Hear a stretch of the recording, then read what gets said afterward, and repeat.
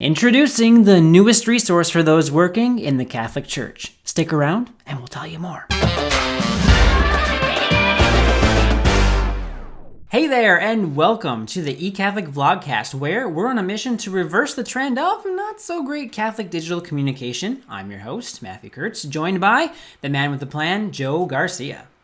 Hey Matthew, real quick, what in the world's a vlogcast? Okay, I know you're not a huge fan of the name Vlogcast, but for those who might not know, here's where it came from. A vlogcast is a combination of a vlog and a podcast. So you're probably familiar with what a blog is with a B. Well, that's just you put content on the web.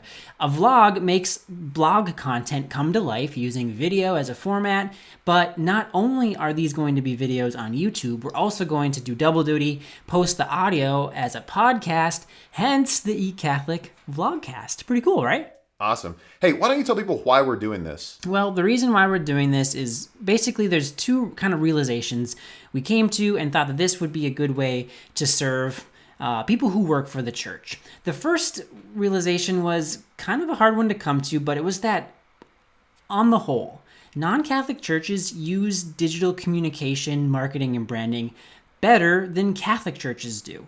And so, Joe, I know you've got a little bit of a story personally that kind of illustrates how this all plays out. Yeah, absolutely. I actually came back to the church in college. And so I was going to a Catholic Student Center Mass. And I thought, you know what? If I'm going to come back to the church, I'm going to do some research and check out other churches, aka non-Catholic churches in the area. So the first thing I did was do a quick Google search, Amarillo churches, the area I lived in, and started going to them. I had a checklist, website, good, communication, good, branding, good. I'm an advertising major, so those things were kind of important to me.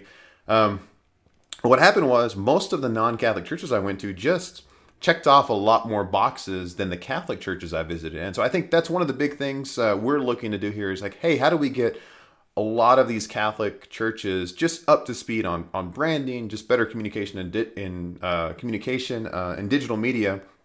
And the main reason is, for me, we have the best story to tell. So I want to make sure that we put our best foot forward to make sure that we have a chance to tell that story to people that may be on kind of the fringe. Catholics are going to search for Amarillo Catholic churches in the area, or maybe Bismarck Catholic churches. But if there's someone that doesn't know, kind of like I did when I was in college, they're going to search just for maybe a city and a church, and we want to make sure that we set a good impression right off the bat to give us a chance to tell our story. Yeah, one thing I want to be sure to say right off the bat is we don't mean this to be overly negative, because even with talking through that with some of the members in our team, it's like exactly what Joe said. We have the greatest story to tell, so if we could kind of ramp up our digital communication as a church, as Catholics, it could make a huge difference. And here's a little exercise I like to encourage people to do. Just go to Google, type in your community name and then churches, and just take a look at what shows up on the Google search results. Not only pay attention to two things, essentially. First, notice where the Catholic Church stacks up in the search engine ranking. So is it number 2 or number 8 on the page? And also just click through some of the top results and do a quick first impression test on the websites, the home pages that pull up. And ask yourself, is it a catch-all bulletin board-like homepage that doesn't have a lot of organization? Does it inspire you in any significant sort of way? And when I've done that, unfortunately, a lot of the time, the non-Catholic websites have a better first impression than the Catholic websites do. And so that's the first reason kind of why we want to do this blogcast, because of some of the things that we'll be talking about will help Catholics address and reverse this trend. Absolutely. The second reason is we feel like we have just a ton of institutional knowledge to share with all of you. We have developers that we get to ask hard questions. We have a support team that's heard thousands and thousands of questions across the years from different things. Matthew and I are both mass communications majors, and so we love the broadcasting aspect, the advertising, the PR. But a lot of people in the churches that we visit as we travel around the country don't have that sort of background. And so what we want to do is we want to take the best practices that we have for the things that we do here at eCatholic, translate those a bit and share them with you so that all of you that maybe don't have a mass comm background or a marketing background or a communications background can learn a little bit. So we're going to focus on kind of what we know and kind of just go for that. So The other thing that we want to do is we just want to educate you all to help you do a better job with evangelization. Yeah, we hear it all the time in our support inbox where we're talking with somebody about how to edit their website, essentially. And they're like, I didn't go to school for this, and they don't know where to start. So hopefully we can help people get off on the right foot and have some further resources for development so you get to improve your professional skills in some of these areas. Hey, so we've talked about, Matthew, the why we're doing this. Let's just talk about a few rules that we're going to try to apply and keep for ourselves as we do more of these moving forward. Absolutely. Laying out some ground rules for the eCatholic Vlogcast here. Here is rule number 1. The eCatholic Vlogcast is going to be fun. It needs to be fun. Joe and I are going to have a fun time recording these and sending these out to all of you, and we hope that you find them to be fun when you listen. So the eCatholic Vlogcast inbox is going to be connect@ecatholic.com, where you can send us feedback on what you think of the Vlogcast itself. So if it's not fun, send us an angry email and tell us the Vlogcast isn't fun, and we'll do our best to make it more fun for you. You know what's not fun, Matthew? Politics. And so rule number 2 is no church politics.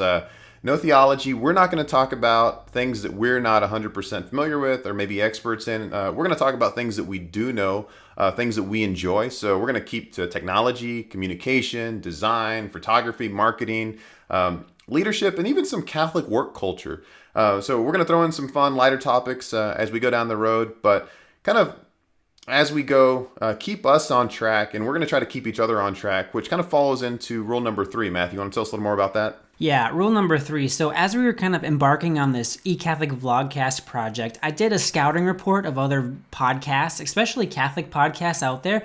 And there was one Catholic podcast I listened to where I didn't know what they were talking about for the first 7.5 minutes of the episode. So rule number 3 is no rambling. We have a rule at eCatholic when we hold meetings that if you go down a rabbit hole that's totally off topic, the other people in the meeting have permission to call you out on that. Squirrel is the word we use. Exactly. We don't know why we say squirrel when it's a rabbit hole, but that's a topic for another day. Maybe we love animals, maybe? I guess so. But rule number 3, no rambling in the eCatholic Vlogcast. We want to take advantage of this opportunity and maximize our time with you all through the eCatholic Vlogcast content. So here's a sneak peek at some of the content we have planned for season 1 of the eCatholic Vlogcast. So first one, best Catholic prayers for team meetings. Just give you a little insight on the structure we use here at eCatholic, some of the prayers you may or may not know or be familiar with, and just also maybe some pro tips on how we do that in a remote environment via Zoom and some other communication tools.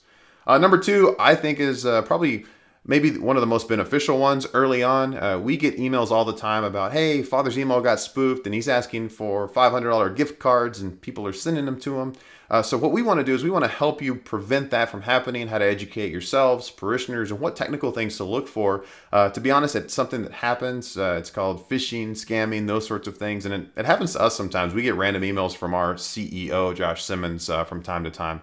So we'll show you how our team prevents that from being a big headache for us here at eCatholic. The third one I'm not going to dive too much into, but I will say you'll want to watch that one. It's a huge revenue opportunity that your parish or school or Catholic organization may be missing out on, but it's something we've seen be very efficient and effective in Catholic organizations across the country as we've visited them. A little bit on the lighter side, one of my favorites that I'm looking forward to around Christmas time is the best Catholic gifts for your Catholic friends. So I think that's going to be a lot of fun. I'm really looking forward to just the whole season, inaugural season, if you will, of the eCatholic Vlogcast. So I'm going to toss it back to Matthew and let him wrap it up. Yeah, there you have it. This is the eCatholic Vlogcast. Hopefully you're interested in checking it out. If you're watching this video on YouTube, be sure to hit the subscribe button below this video, and there is a little bell icon next to that. If you click that bell icon, you will get an email each time we publish a new episode of the Vlogcast on YouTube. So be sure to connect with us that way, or if you're listening to the podcast version, be sure to subscribe there as well. So we'll be back more soon with episode 1. That's it for today. Thanks for joining us, and we'll catch you next time.